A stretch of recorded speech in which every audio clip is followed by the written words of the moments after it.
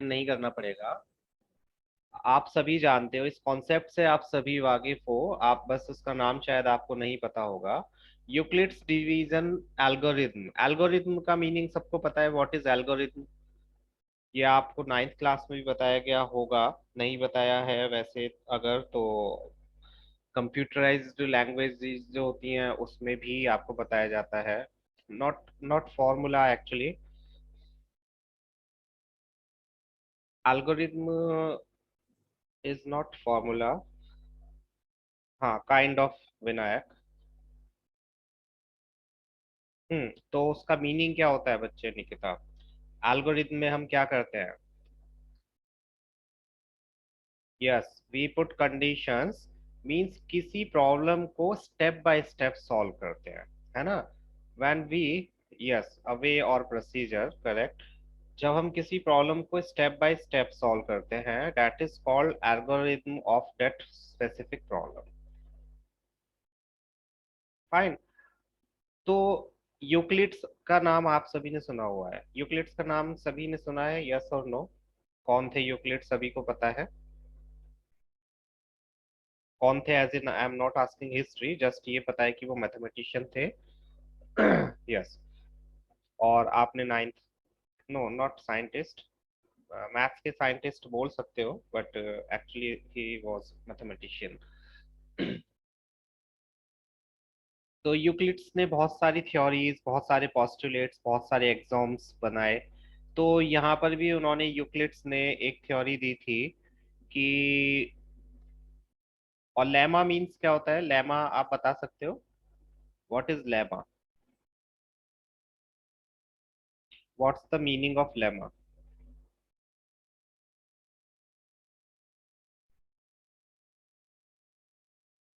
Yes Gauri.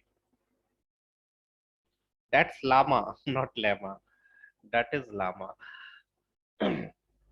Yes Saloni. Lemma, जैसे postulates और axioms होते थे ऐसे ही लेमा होता है। Lemma is a proven statement होती है,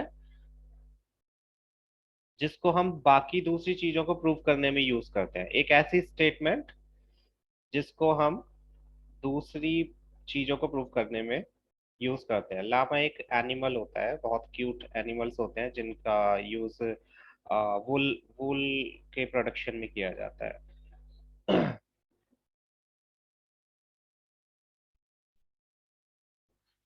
तो Euclid's division lemma tells us divisibility of integers if it states that any positive integer a can be divided by any other positive integer b in such a way that it leaves remainder r where r is always less than b, we may recognize this as the usual long division process. Means, see, let me explain.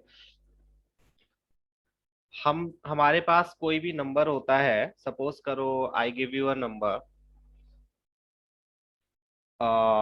और मैं आपसे बोलूं कि उसे दूसरे number से divide करो, किसी दूसरे नंबर से डिवाइड करो। सपोज करो मैंने अगर आपसे बोला फोर, सॉरी 5 को 2 से डिवाइड करो।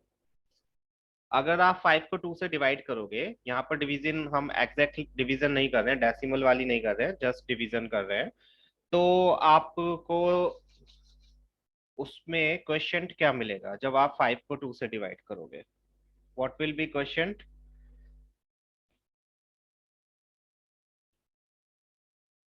यस, एंड रिमाइंडर 1, है ना? तो यूक्लिड्स ने यही बोला कि जब भी हमारे पास कोई इंटीजर होता है, पॉजिटिव इंटीजर होता है, और उसको हम जब दूसरे किसी इंटीजर से डिवाइड करते हैं, तो हमें एक रिमाइंडर मिलता है और एक क्वेश्चन मिलता है।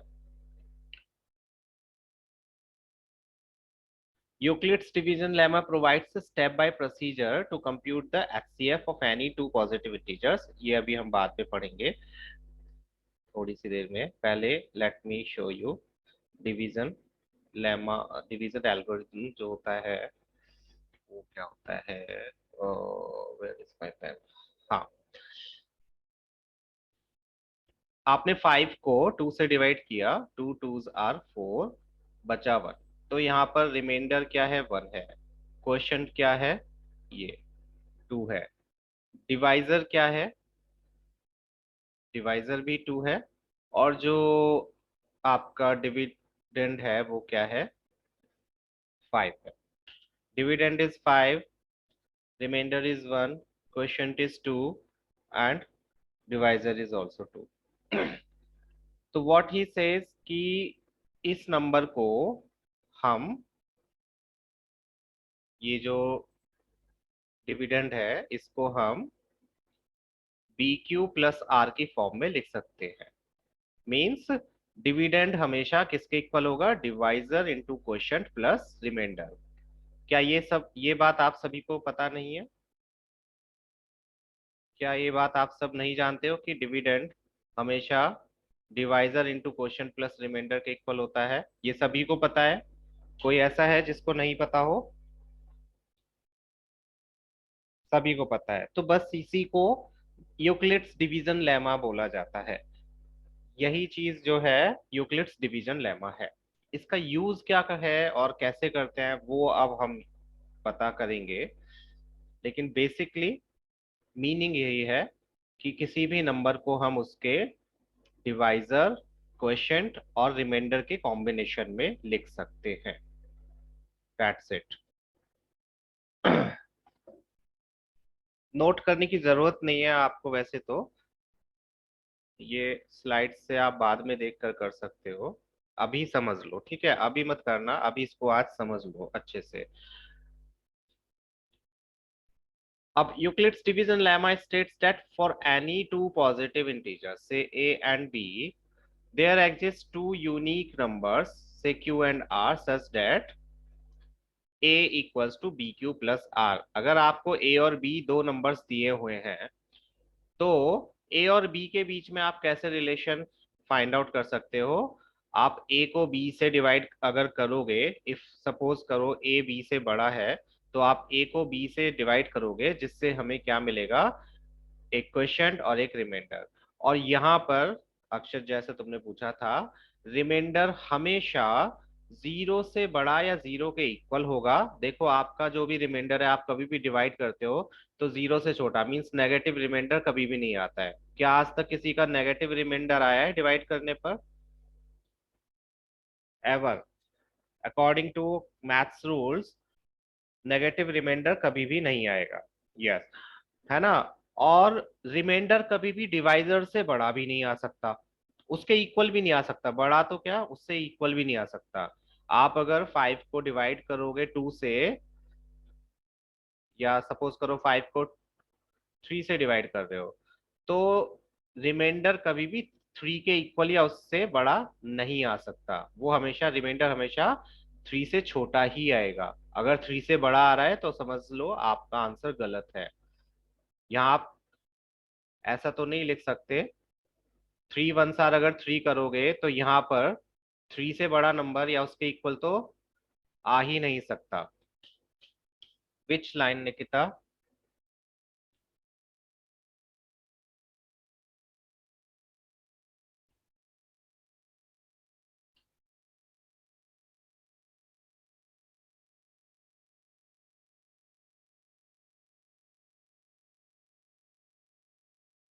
नथिंग निकिता, वो वही है जो मैंने बताया था कि जब हम किसी एक नंबर को दूसरे नंबर से डिवाइड करते हैं, किसी एक नंबर को किसी दूसरे नंबर से डिवाइड करते हैं, तो हमें दो नंबर्स और मिलते हैं जिसमें से एक क्वोशिएंट होता है और एक रिमाइंडर होता है। और उन क्वोशिएंट और रिमाइंडर्स को हम a dividend equals to divisor into quotient plus remainder की फॉर्म में रख सकते हैं। बी इज डिविडेंड नहीं है, B is divisor. B is divisor, A is dividend. जिसको डिवाइड करते हैं वो डिविडेंड होता है, जिससे डिवाइड करते हैं वो डिवाइजर होता है। जो हमारा क्वेश्चन आता है वो क्वेश्चन होता है ऑब्वियसली, और जो नीचे बचता है उसे रिमाइंडर बोलते हैं। तो रिमाइंडर कभी भी डिवाइजर के इक्वल या उससे बड़ा नहीं हो सकता। अब मैं अगर आपको बताऊं, जस्ट छोटा सा क्वेश्चन पूछता हूँ चलो, कि कोई नंबर है ए और उसको डिवाइड किया गया 5 से, तो बताओ रिमाइंडर क्या क्या हो सकते हैं। किसी नंबर ए को 5 से डिवाइड करने पर क्या क्या रिमाइंडर बचने की पॉसिबिलिटी है? सारी पॉसिबिलिटीज बताइए। नो निकिता। अभी जो मैंने सेंटेंस बोला था, अगर वो ध्यान से आप लोगों ने सुना तो आपको आंसर पता है, अगर आपने ध्यान से नहीं सुना तो आपको आंसर नहीं पता। मैंने दो चीजें बोली थी, रिमाइंडर कभी भी जीरो से छोटा नहीं हो सकता, जीरो के इक्वल हो सकता है, और रिमाइंडर कभी भी डिवाइजर से बड़ा या उसके इक्वल नहीं हो सकता। अगर ये स्टेटमेंट आपने ठीक से नहीं सुनी है तो अगेन सुन लो, remainder can not be less than zero and remainder can not be greater than और इक्वल टू डिवाइजर। ये आपकी स्क्रीन पर सामने लिखा भी हुआ है, if you notice, yellow colour से, लास्ट लाइन। सो अब आप मुझे बताओ कि इस केस में अगर हम किसी नंबर को 5 से डिवाइड करेंगे तो रिमाइंडर बचने की पॉसिबिलिटी क्या क्या है, क्या क्या रिमाइंडर्स बच सकते हैं, आपको सारी पॉसिबिलिटी बतानी है। यस गौरी। और आपको मुझे एग्जैक्ट नंबर बताने हैं। किस किसने बताया, लेट मी सी। अक्षत ने दो तीन बताए, एंड देन गौरी ने बताए सभी, सलोनी ने कंडीशन बताई, लेकिन रिमाइंडर और कंडीशन सलोनी एग्जैक्ट नहीं है, मिस्टेक है उसमें। Yes Akshat, now your answer is complete. Nikita at zero as well, remainder zero भी हो सकता है। विनायक पूरे आंसर दो। यस वाग्मी, वाग्मी का answer is correct. Yes Vinayak. No Saloni again. Dividend के इक्वल इक्वल रिमाइंडर कैसे हो सकता है सलोनी?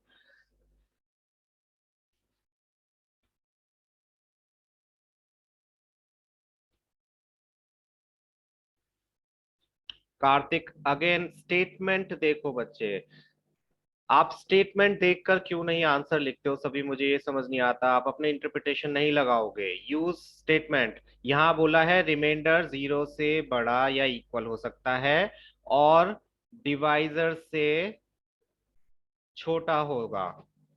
तो जीरो से बड़ा और इक्वल क्या नंबर होता है? जीरो होता है, वन होता है, टू होता है, थ्री होता है, फोर होता है, फाइव होता है, सिक्स होता है, एंड सो ऑन। बट हमारा डिवाइजर फाइव है तो फाइव से छोटे वाले नंबर हमें लेना है, मीन जीरो से लेकर फोर तक। That's it, answer is done. जो स्टेटमेंट लिखी है, why don't you check that? आपको रूल्स पर चलना है, रूल्स लिखे हैं कि जीरो से बड़ा या इक्वल हो सकता है तो हमें वो लेना पड़ेगा, लेकिन डिवाइजर से छोटा होगा, डिवाइजर के इक्वल भी नहीं होगा। तो डिवाइजर से छोटा मींस फाइव से छोटा होगा, जीरो से बड़ा या इक्वल से लेकर फाइव से छोटा तक क्या नंबर होते हैं? Zero, one, two, three and four, that's it. तो इस केस में जब हम किसी नंबर को फाइव से डिवाइड करेंगे तो we can get these remainders only. अगर आप किसी नंबर को फाइव से डिवाइड करोगे तो आप चाहे किसी भी नंबर को फाइव से डिवाइड करके देख लेना, ये चार पांच रिमाइंडर्स के अलावा आपको कोई और रिमाइंडर नहीं मिलेगा, चाहे आप कितनी भी कोशिश करके देख लेना। That's a fact. ठीक है। आप अगर किसी नंबर को टू से डिवाइड करोगे तो रिमाइंडर या तो जीरो बचेगा या वन बचेगा, और कुछ भी नहीं बचेगा। या बच सकता है? नहीं बच सकता। आप जब किसी नंबर को टू से डिवाइड करोगे तो सिर्फ दो ही रिमाइंडर बच सकते हैं, या तो जीरो या फिर वन। तो ये स्टेटमेंट आपको ध्यान रखनी है। क्लियर है सभी को ये बात कि रिमाइंडर हमेशा डिवाइजर से छोटा होगा लेकिन जीरो के इक्वल या उससे बड़ा होगा, मींस नेगेटिव नंबर कभी नहीं आएगा और डिवाइजर से बड़ा या उसके इक्वल भी कभी नहीं आएगा, उसके इक्वल भी नहीं आएगा, याद रखना। Should not be equal to divisor. अगर टू से डिवाइड कर रहे हैं तो रिमाइंडर टू कभी भी नहीं बचेगा। सिंपल स्टेटमेंट है, आप लोग करते भी आ रहे हो, लेकिन अब हम इसको थियोरटिकली सही से समझ कर करेंगे।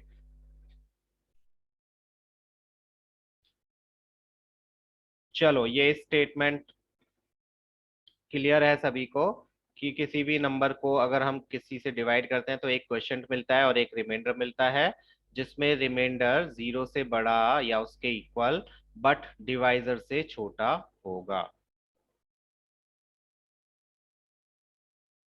प्लीज अभी बता दो अगर किसी को नहीं समझ आया है। अगेन कंफ्यूजिंग हो सकता है क्योंकि बहुत इजी चीज है। जो चीजें इजी होती हैं उन चीजों के जब हम थ्योरी में जाते हैं तो वो हमें कंफ्यूजिंग लगती हैं। इट हैपन्स, क्योंकि हम फिर ज्यादा दिमाग लगाने लग जाते हैं उसमें। बट वो आपको नहीं करना है। You should stick to facts only. बस आपको ये ध्यान रखना है रिमाइंडर का, कि रिमाइंडर किससे बड़ा और किससे छोटा होगा।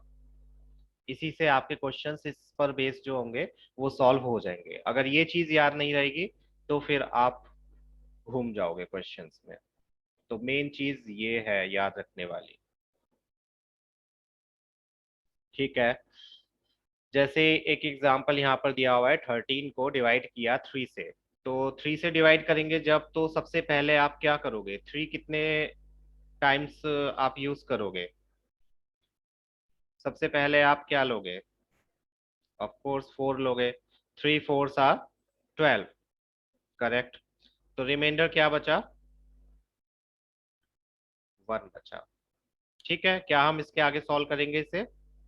We are not talking about decimals here, so इसके आगे हम सॉल्व नहीं कर सकते। We don't have any other other digit left in our number and we have remainder. Yes, तो 13 को हम क्या लिखेंगे?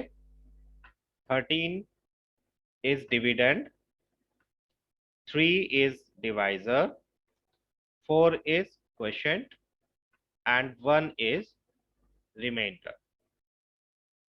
Fine? Yes. So 13 can be written as 3 multiplied by 4. ध्यान रखना, पहले डिवाइजर फिर क्वेश्चन। क्वेश्चन इंटू डिवाइजर नहीं लिखना है। आप ये सोचने लग जाओ अगर 4 into 3 लिखो, 3 into 4 लिखो, एक ही तो बात है। नहीं, एक ही बात नहीं होगी इस केस में, क्योंकि उससे फिर पूरे क्वेश्चन का मीनिंग चेंज हो जाएगा। अगर आपने 4 into 3 लिखा, उसका मीनिंग ये होगा कि आप 4 से डिवाइड कर रहे हो और 3 क्वेश्चन है। ये जो फॉर्मेट होता है ये स्टैंडर्ड फॉर्मेट होता है। आप पहले क्वेश्चन लिखेंगे, सॉरी डिवाइजर लिखेंगे फिर question. Yes, I am gonna tell that. Akshar, just a minute. यहाँ पर,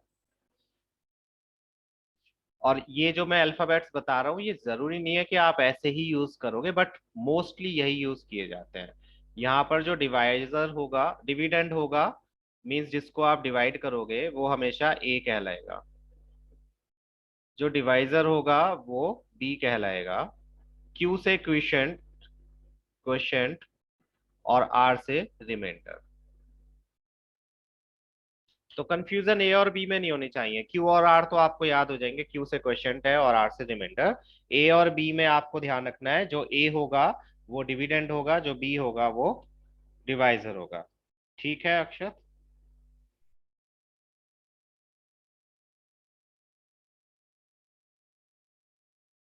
अभी क्लियर है सभी को? क्वेश्चंट क्या होता है, डिविडेंड क्या होता है, रिमाइंडर क्या होता है, डिवाइजर क्या होता है? किसी को कोई इश्यू है तो पूछो प्लीज। किसी को कुछ भी इसमें पूछना है तो प्लीज गो अहेड।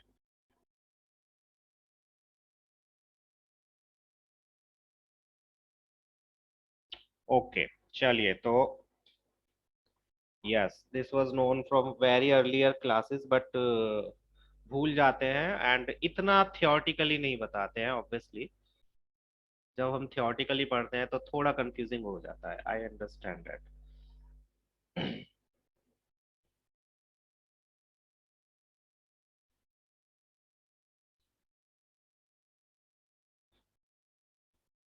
अब आते हैं एल्गोरिथम, डिवीजन एल्गोरिथम पर।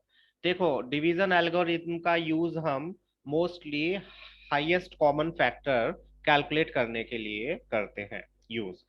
अब इस चैप्टर में इसकी क्या इंपॉर्टेंस है? If it's included in your course syllabus, तो अगर क्वेश्चन आता है कि आपको एचसीएफ यूक्लिड्स डिवीजन एल्गोरिथम से ही कैलकुलेट करना है, then you will have to use this specific method जो आपने ऑलरेडी किया हुआ है। दोबारा से अब आप करोगे तो आपको याद आ जाएगा। अदरवाइज आप एचसीएफ वही प्राइम फैक्टर्स फाइंड आउट करके भी निकाल सकते हो। एचसीएफ निकालना सभी को आता है। कैलकुलेट कैसे करते हैं? टू और मोर नंबर्स का एचसीएफ अगर आपको कैलकुलेट करना हो, everyone know that. Yes, okay. हाँ, एचसीएफ और एलसीएम के ऊपर ही है ये स्टार्टिंग के दो जो एक्सरसाइजेस है। Yes, highest common factor.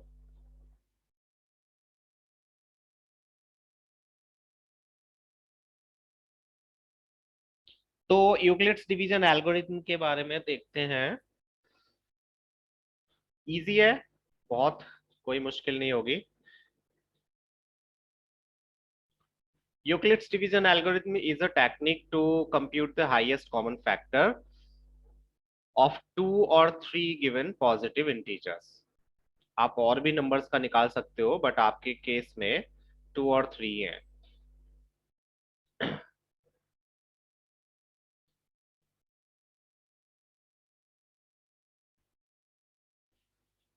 Method of finding HCF of two numbers using Euclid's division algorithm. चलिए देखते हैं कि कैसे हम फाइंड आउट करते हैं। सपोज करो ए और बी आपको दो नंबर्स दिए हुए हैं जिसमें ए बी से बड़ा है। ठीक है, यू हैव टू नंबर्स जिसमें से ए बड़ा है और बी छोटा नंबर है। तो आप सबसे पहले क्या करोगे? ए को बी से डिवाइड करोगे। स्टेप वन में आप यूक्लिड्स डिवीजन लेमा अप्लाई करोगे। मींस ए को बी से डिवाइड करके उस नंबर को इस फॉर्म में लिख लोगे, A equals to B Q plus R में। अब इसको मैं एग्जांपल के साथ में ही बताता हूँ। मैं अभी आपको एग्जाम्पल के साथ में ये स्टेप्स वो करता हूँ एक्सप्लेन, अदरवाइज आपको ये समझ में नहीं आएगा। देखो, सपोज करो आपको 176 एंड 38220 का एचसीएफ फाइंड आउट करना है। Fine, I am turning of chat थोड़ी देर के लिए क्योंकि मेरी स्क्रीन पर जगह नहीं है। तो आप कुछ क्वेश्चन करोगे, बाद में करना जब मैं बोल दूँ आपसे। पहले इसको समझ लो अच्छे तरीके से, कुछ मुश्किल नहीं है वैसे। आपको ये दो नंबर्स का एचसीएफ फाइंड आउट करना है, highest common factor, using Euclid's division algorithm. तो आप पहले देखोगे दोनों नंबर्स में से कौन सा नंबर बड़ा है। Obviously 38220 is greater than 176। तो आप 38220 को 176 से डिवाइड करोगे। लेट्स सी।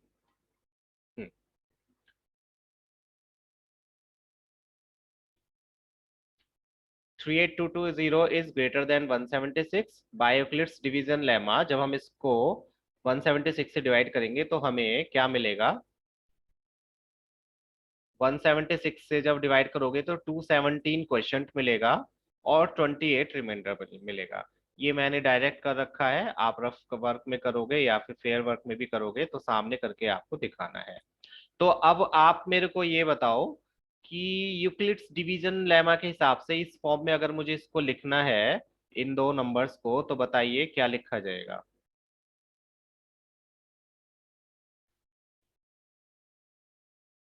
इस फॉर्म में मुझे लिखना है, इस डिवीजन को यहाँ पर मुझे शो कराना है।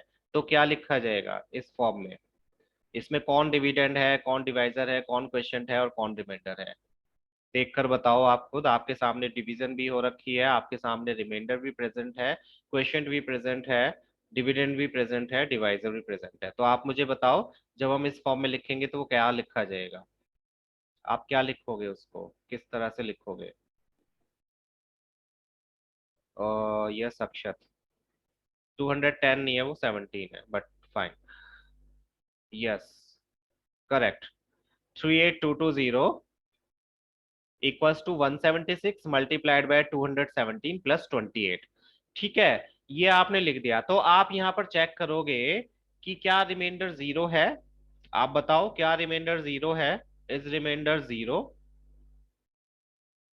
Did we get zero as reminder?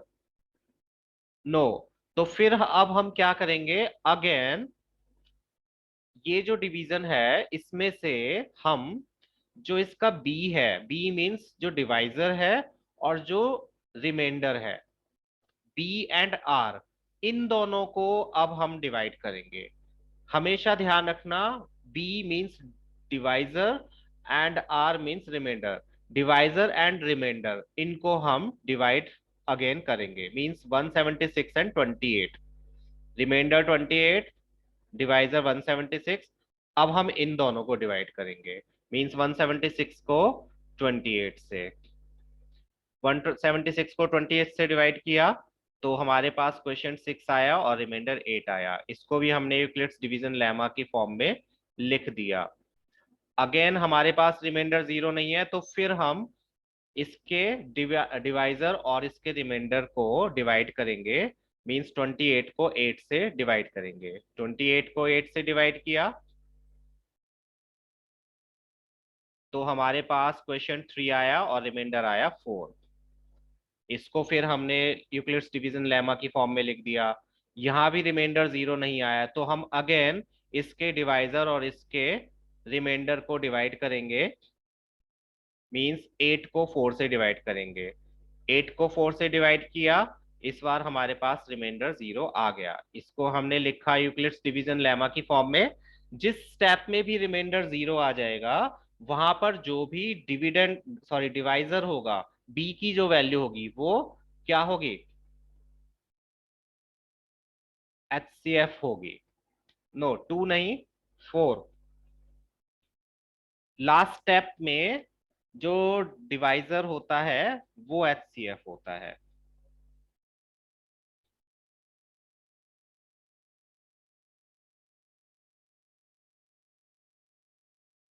Yes, divisor of the last stage is equals to highest common factor of both numbers। ये आपने छोटी क्लासेस में किया है ऑलरेडी, आपको याद नहीं होगा शायद। Yes, you will have to do that. No, Saloni, earlier classes में और 10th में यही डिफरेंस है। आपने ये 6th या 7th क्लास में करा हुआ है ऑलरेडी, है ना। तब तक डिवाइड करते जाओ जब तक 0 ना आ जाए, और लास्ट स्टेप में जिससे भी डिवाइड किया था वही एचसीएफ होता है। इजी सी चीज है। यस अक्षय, क्योंकि 4 लास्ट स्टेप में 4 था डिवाइजर, इसीलिए 4 एचसीएफ है। आप चाहे तो कॉमन फैक्टर आप निकाल के देख सकते हो, इन दोनों के बीच में 4 ही कॉमन फैक्टर आएगा। लास्ट स्टेप का जो भी डिवाइजर होगा वो ही एचसीएफ होता है।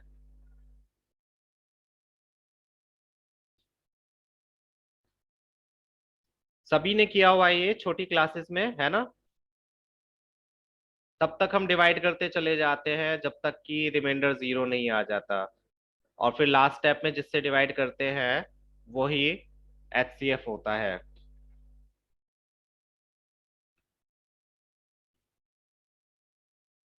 किस किस को वॉइस क्रैक होकर आ रही है? Let me check if my network is poor. Okay Akshat, Akshat को ऑडिएबल है। Voice is clear for Vagmi, Saloni के लिए भी। Nikita, can you please check your network then? Yes, every step step लिखना जरूरी है। एवरी स्टेप मैं बताता हूँ कैसे लिखना है और कैसे करना है। इतना बड़ा बड़ा तो आप नहीं लिखोगे, लेकिन ये शो कराना पड़ेगा, ये लिखना पड़ेगा, सिंस रिमाइंडर इज नॉट 0। तो उसके बाद में फिर दूसरा स्टेप, फिर since remainder is not 0 again दूसरा स्टेप, इस तरह से। एचसीएफ निकालने के लिए बहुत ही कम आएगा इस मेथड से क्वेश्चन। अगर क्वेश्चन आएगा तो इस मेथड के बाकी और भी क्वेश्चंस हैं।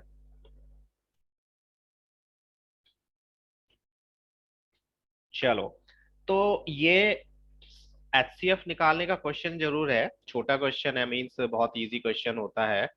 लेकिन अगर आपके क्वेश्चन में लिखा है कि यूक्लिड्स डिवीजन लेमा से आपको एचसीएफ फाइंड आउट करना है, then you will have to start with this statement. आप पहले ये स्टेटमेंट लिखोगे, मीन्स ये आएगा सबसे पहला स्टेप जो आपके सॉल्यूशन का होगा।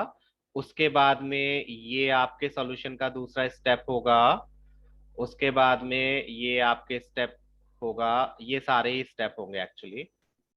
ये सारी स्टेटमेंट तो आपको लिखनी होंगी, मीन्स ये येलो वाली तो आप छोड़ सकते हो, ऑब्वियसली ये समझाने के लिए थी। बट ये सब आपको लिखना पड़ेगा। टीचर्स कहेंगे नहीं इसकी जरूरत नहीं है, डायरेक्ट डायरेक्ट लिखो। अगर आपने डायरेक्ट लिखा तो बोर्ड्स में आपके मार्क्स कट जाएंगे। टीचर्स कहेंगे बस ये लिखना है आपको, ये लिखने की जरूरत नहीं है, ये सब बेकार की चीजें हैं। नो, ये बेकार की चीज नहीं है। और सिंपल सी चीज मैं आपको बता देता हूँ। आपकी बुक्स के एग्जाम्पल्स में किसी क्वेश्चन को जैसे भी सॉल्व किया हुआ है, स्टेप्स के लिए कह रहा हूँ मैं, कैलकुलेशन के लिए नहीं। स्टेप्स जो उन्होंने फॉलो किए हुए हैं, आपको वो स्टेप्स फॉलो करने पड़ेंगे। वो प्रॉपर बोर्ड के हिसाब से बनाए हुए स्टेप्स हैं। तो जब भी आपको कंफ्यूजन हो कि टीचर तो मना कर रहे हैं, अब हम इसको करें या ना करें, तो आप अपने बुक का, एनसीईआरटी की बुक के ऐसे किसी क्वेश्चन, उसी क्वेश्चन से मिलते जुलते क्वेश्चन का सॉल्यूशन देखो एग्जाम्पल्स में से।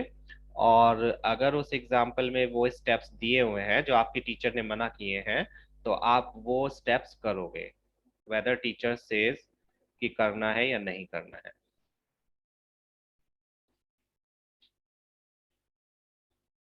Example 4, it is solve directly. Example 4 में क्या लिखा है सलोनी? एग्जाम्पल 4 में जहां तक मुझे याद है, एनसीईआरटी के जो एग्जाम्पल में HCF using Euclid's division lemma लिखा है, वहां पर डायरेक्टली तो नहीं उन्होंने सॉल्व किया। उन्होंने ये स्टेप्स तो लिखे हैं कि since remainder is not zero, applying Euclid's division lemma. ये तो आई थिंक उसमें दिया हुआ है। I don't have NCERT right now, otherwise I would have checked.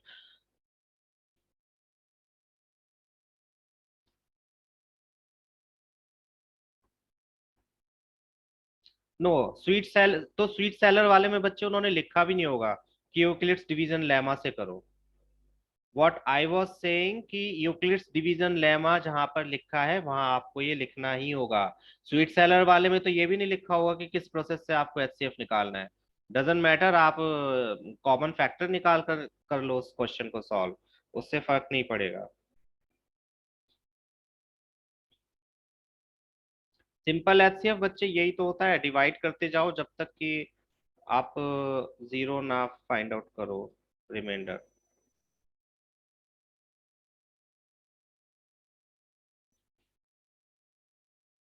Yes, वो सभी स्टेप्स लिखने हैं।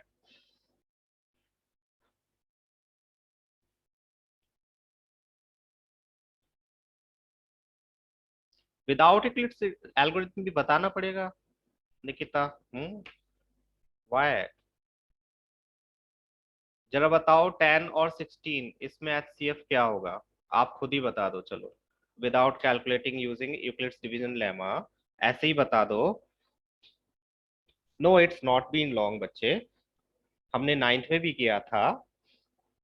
जब आपने मिडिल टर्म फैक्टराइजेशन किया था तब मैंने आपको बताया था कि कैसे कॉमन लेते हैं। कॉमन लेना is called HCF actually. HCF और कॉमन लेना, किन्हीं दो नंबर्स में से या तीन नंबर्स में, दोनों एक ही बात है। You know how to take common. 10 और 16 में से अगर कॉमन लेना हो तो आप क्या कॉमन लोगे, चलो बताओ। यस, तो बस आपको पता है कैसे फाइंड आउट करना है एचसीएफ। 10 के फैक्टर्स करते हैं हम, 10 के क्या फैक्टर होंगे, 2 into 5। और 16 के फैक्टर्स 2 into 2 into 2 into 2। जो भी कॉमन आ रहा है वो उसका एचसीएफ हो गया। Simple, remember this one. Hmm. चलो, तो देखते हैं आगे क्या है।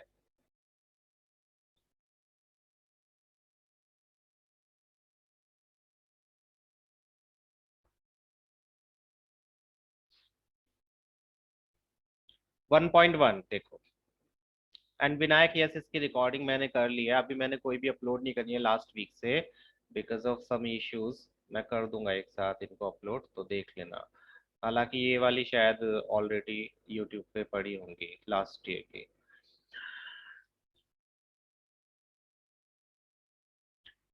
ये क्वेश्चन है देखो, use Euclid's division algorithm to find algorithm HCF of 135 and 225।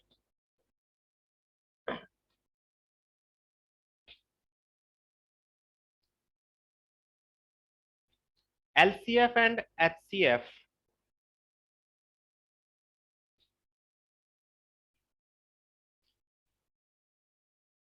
Least common factor,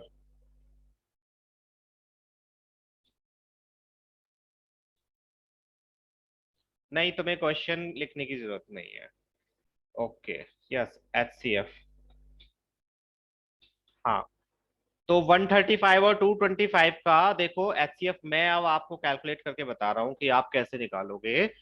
अगर आपके क्वेश्चन में स्पेसिफिकली लिखा है यूजिंग यूक्लिड्स डिवीजन एल्गोरिथम, सी अगर उन्होंने एल्गोरिथम लिखा है दैट मींस वो चाहते हैं कि आप स्टेप बाय स्टेप करो। अभी मैंने आपको बताया एल्गोरिथम का मीनिंग होता है स्टेप बाय स्टेप करना। तो इसका आंसर आप डायरेक्टली एचसीएफ निकाल कर नहीं दे सकते छोटे मेथड से। You will have to write each and every step. Fine. तो आपको मेंशन भी करना पड़ेगा कि आप क्यों और कहां पर कैसे यूक्लिड्स डिवीजन लेमा अप्लाई कर रहे हो। डायरेक्ट इस तरह से भी नहीं लिख सकते सलोनी, ठीक है। You will have to mention each and every step. आप पहले लिखोगे यहाँ पर 225 135 से बड़ा है। सो बाय यूक्लिड्स डिवीजन लेमा हमें क्या मिलता है, 225 इक्वल्स टू 135 इंटू 1 + 90। मीन्स जब आप 225 को 135 से डिवाइड करोगे तो क्वोशंट जो होगा वो 1 होगा और रिमाइंडर 90 होगा। उसके बाद में आपको स्टेप लिखना है, since remainder is not equals to 0 and divisor is 135, so on taking 135 as dividend and 90 as divisor, we and then apply Euclid's division lemma again। Okay Saloni, ठीक है। ये आपको मेंशन करना होगा कि यहाँ पर रिमाइंडर 0 नहीं है, इसीलिए आप अगेन 90 एंड 135 पर यूक्लिड्स डिवीजन लेमा अप्लाई कर रहे हो। तो उससे हमें क्या मिलेगा, जब आप 135 को 90 से डिवाइड करोगे you will get 135 equals to 90 multiplied by 1 + 45। Division आप शो करा भी सकते हो साइड में, बेटर रहेगा अगर आप शो करा दो, नहीं भी कराओगे तो चल जाएगा। 135 को जब 90 से डिवाइड करते हैं तो 1 क्वोशंट मिलता है और 45 रिमाइंडर। यस गौरी, अगर लिखा है यूक्लिड्स डिवीजन एल्गोरिथम तो आपको ये स्टेप्स लिखने हैं। अगर यूक्लिड्स डिवीजन एल्गोरिथम नहीं लिखा है तो नहीं लिखना है, फिर आप डायरेक्ट कर सकते हो। Now again remainder is not equals to 0, तो आप अगेन 90 को और 45 को लोगे और इन पर यूक्लिड्स डिवीजन लेमा अप्लाई करोगे। मींस 90 को 45 से डिवाइड करोगे। 90 को 45 से डिवाइड करेंगे तो ऑब्वियसली प्रॉपरली डिवाइड हो जाएगा। तो इस 90 को हम क्या लिख सकते हैं, divisor into quotient plus remainder. इस स्टेप में रिमाइंडर 0 है तो इस स्टेप का जो डिवाइजर होगा वो क्या होगा, एचसीएफ। अक्षत बताओ इसमें क्या होगा हमारा एचसीएफ। यस विनायक।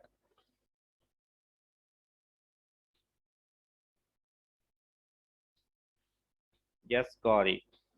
यस, ठीक है। डिवाइजर ही हमेशा लास्ट स्टेप में जिसमें 0 आएगा रिमाइंडर, उसमें divisor will be HCF of both numbers.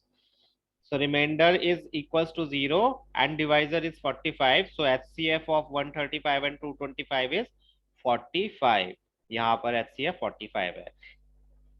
इतना बड़ा नहीं है, आपको लग रहा है इतना सब लिखना पड़ेगा, नहीं है इतना सब। सपोज करो अगर ये क्वेश्चन आया भी तो एक क्वेश्चन आएगा, एक क्वेश्चन में क्या आप इतनी लाइंस नहीं लिख सकते जस्ट टू गेट मार्क्स। इसमें बहुत कंट्रोवर्सी है, टीचर्स सभी टीचर्स कहते हैं नहीं इतना लिखने की जरूरत नहीं है, बट बोर्ड्स में आपको ये लिखना पड़ेगा। अगेन आप एग्जाम्पल में देख लेना, जहां पर भी यूक्लिड्स डिवीजन एल्गोरिथम के मेथड से उन्होंने सॉल्व करवाया है क्वेश्चन को, वहां पर आपको स्टेप्स लिखकर दिखाए गए हैं कि उन्होंने कहां पर क्यों यूक्लिड्स डिवीजन लेमा किस किस नंबर पर अप्लाई किया, किसको किससे डिवाइड किया और क्यों डिवाइड करने की जरूरत पड़ी, क्योंकि हमें रिमाइंडर 0 नहीं मिल रहा था। You will have to mention all the reasons.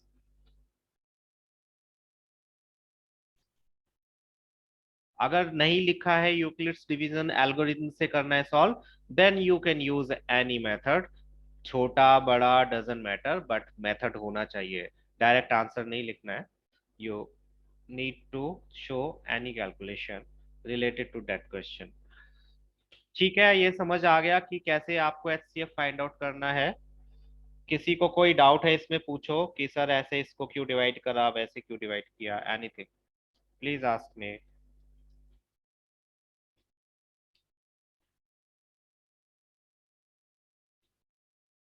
तो इसके सारे पार्ट्स आप कर लोगे। इसका एक पार्ट है जिसमें करके देखना। एक पार्ट मुझे मेरे पास बुक नहीं है, अदरवाइज मैं बता देता, उसमें सभी बच्चे मिस्टेक करते हैं। और हालांकि क्वेश्चन में कुछ स्पेशल नहीं है, लेकिन उसमें क्या होता है, लिखा तो है, आई थिंक लास्ट वाला पार्ट है, उसमें बच्चे 255 की जगह 225 लिख देते हैं या कुछ ऐसा है, और उसमें मिस्टेक करते हैं। मीन्स अगर आप 10 स्टूडेंट्स हो तो 10 में से 8 स्टूडेंट्स ये ही मिस्टेक करते हैं कि वो 255 को 225 लिख देते हैं या समथिंग लाइक दैट। ये होता है। No, not question 2 of it this exercise, question 1 के ही एक पार्ट में कह रहा हूँ मैं। एनीवेज, आप इसके सारे पार्ट्स कर लेना इसी तरह से, एचसीएफ निकाल लेना।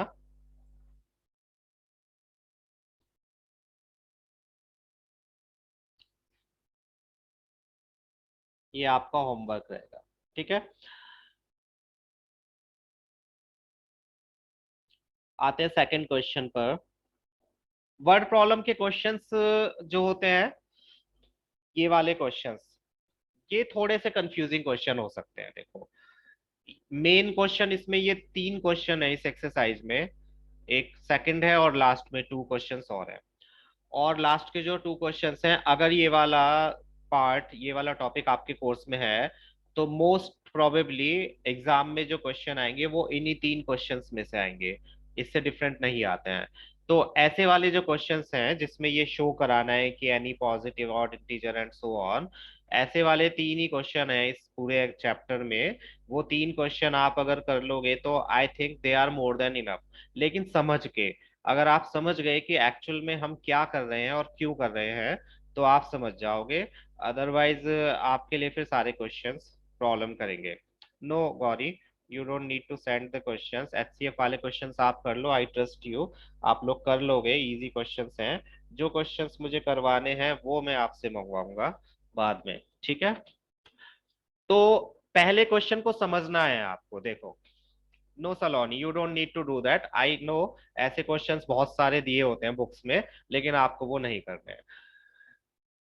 यहाँ पर क्वेश्चन को पहले समझो कि क्वेश्चन में उन्होंने बोला क्या है। समझ में क्वेश्चन ही नहीं आता है, सॉल्यूशन तो सबको समझ आ जाता है कि अच्छा ये ऐसे करना है, लेकिन क्वेश्चन को पहले समझो कि क्वेश्चन में उन्होंने एक्चुअल में पूछा क्या है। यहाँ क्वेश्चन में उन्होंने पूछा है कि शो करो any positive odd integer is of the form 6q+1, 6q+3 और 6q+5, where q is some integer. Now question English के हिसाब से तो आपको समझ में आ गया, मैथ्स के हिसाब से अगर आप देखोगे तो व्हाट दे आर आस्किंग, आपको ये प्रूव करना है कि कोई भी odd positive integer, odd integer आपको पता है कौन से होते हैं, कोई भी ऑड, जैसे 3 हुआ या 3, 5, 7 एंड सो ऑन। तो व्हाट दे आर आस्किंग, आप हमें ये शो कराना है कि ये जो ऑड इंटीजर्स होते हैं, इनको जब हम 6 से डिवाइड करेंगे तो रिमाइंडर या तो 1 बचेगा, या 3 बचेगा, या फिर 5 बचेगा। फाइन, कोई भी ऑड इंटीजर उठा लो और उसको अगर हम 6 से डिवाइड करेंगे तो प्रूव करो कि रिमाइंडर या तो 1 बचेगा, या 3 बचेगा, या 5 बचेगा, और कुछ नहीं बचेगा 6 से डिवाइड करने पर। ये आपको प्रूफ कराना है। तो हमें ये जो स्टेटमेंट है सभी ऑड इंटीजर्स के लिए प्रूफ करनी है कि जितने भी ऑड इंटीजर्स प्रेजेंट होते हैं, ऑब्वियसली 6 से बड़े, क्योंकि 6 डिवाइजर है तो डिवाइजर से छोटा तो डिविडेंड नहीं हो सकता। तो 6 से बड़े जितने भी ऑड पॉजिटिव इंटीजर्स हैं उनके लिए हमें ये स्टेटमेंट प्रूफ करनी है कि जब हम उस उन ऑड इंटीजर्स को 6 से डिवाइड करेंगे तो या तो रिमाइंडर 1 बचेगा, या 3 बचेगा, या 5 बचेगा। तो इसके बहुत सिंपल सिंपल से मेथड्स भी हैं, और बहुत डिफिकल्ट मेथड भी हैं। आपके टीचर किसी और मेथड से करा सकते हैं, मैं किसी और मेथड से करा सकता हूँ, कराऊंगा एक्चुअली। हो सकता है आपको मेरा मेथड समझ ना आए, लेकिन टीचर का आ जाए, तो आप उसे उससे कर सकते हो। या आपको मेरा मेथड समझ आ जाए, टीचर का ना आए, तो आप फिर भी टीचर वाला भी मुझसे समझ लेना, क्योंकि अगेन आई डोंट वांट कि प्री बोर्ड में आपके मार्क्स वो कम लगा दें और आप फिर इस साल जैसे बच्चे प्री बोर्ड के बेस पर आगे जा रहे हैं तो आपके लिए प्रॉब्लम क्रिएट हो। सो देखो, ऐसे क्वेश्चंस में आप सबसे पहले एक नंबर कंसीडर कर लोगे कि हमने कोई नंबर मान लिया ए है। Consider a positive odd integer is a. कोई ऑड पॉजिटिव इंटीजर है जिसको हम बी से डिवाइड कर रहे हैं। ठीक है, कोई एक नंबर ए है जिसको हम बी से डिवाइड कर रहे हैं, और क्वेश्चन क्यू है एंड रिमाइंडर इज आर। ये तो आपको पता है कि जब हम किसी नंबर को बी से डिवाइड या किसी भी नंबर से डिवाइड करते हैं तो एक क्वेश्चन मिलता है और एक रिमाइंडर होता है, जिसमें रिमाइंडर जीरो से बड़ा या इक्वल होता है जीरो के, एंड डिवाइजर से छोटा होता है। ये बात सभी को पता है? यस और नो बताओ। किसी नंबर को बी से डिवाइड करेंगे तो एक क्वेश्चन मिलेगा, एक रिमाइंडर मिलेगा, जिसमें रिमाइंडर जीरो से बड़ा या इक्वल होगा लेकिन डिवाइजर से छोटा होगा। फाइन, ये तो स्टेटमेंट अभी हम बहुत देर से करते आ रहे हैं, ये हमने लिख लिया।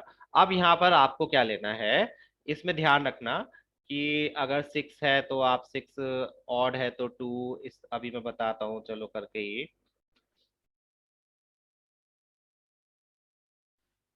जो डिवाइजर है उसे आप वही लोगे जो क्वेश्चन में दिया हुआ है। बी के प्लेस पर आप सिक्स दिया है तो आप सिक्स ही पुट कर दो। क्योंकि उन्होंने सिक्स से डिवाइड करने की बात करी है तो हम ऑब्वियसली बी के प्लेस पर क्या लेंगे, सिक्स ही लेंगे, क्योंकि हमें प्रूव ही यह करना है कि सिक्स से डिवाइड करने पर रिमाइंडर 135 बचना चाहिए। लेकिन according to Euclid's division lemma, जब हम सिक्स से डिवाइड करेंगे तो रिमाइंडर क्या क्या बच सकता है, आप बताओ। नो, बी फाइव नहीं लोगे, सिक्स ही लोगे। अगर हम सिक्स से डिवाइड कर रहे हैं तो रिमाइंडर्स के होने के क्या क्या चांसेस हैं, सभी बताओ। Yes Akshat, yes Saloni. Zero, one, two, three, four and five. ठीक है, चलो गुड। यही रिमाइंडर बच सकते हैं, तो अब हम ये सारे रिमाइंडर्स के केसेस बनाकर देखेंगे। कैसे देखेंगे?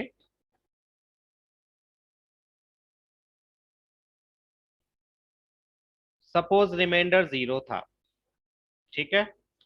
हमने अपने इस नंबर में बी और रिमाइंडर की वैल्यूज पुट करी।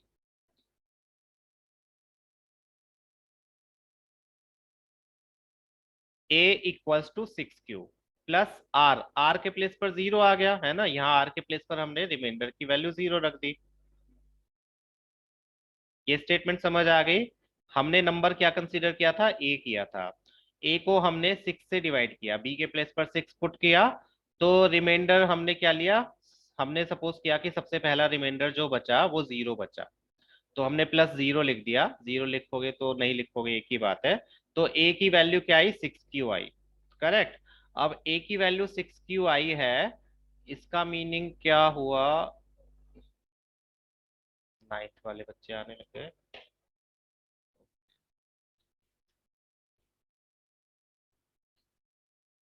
इस नंबर से आपको क्या पता चल रहा है, कुछ थोड़ा सा मुझे बता सकते हो? Yes Saloni. A equals to six Q, देखो जब रिमाइंडर जीरो बचा तो इसका मीनिंग क्या हुआ कि जो ए,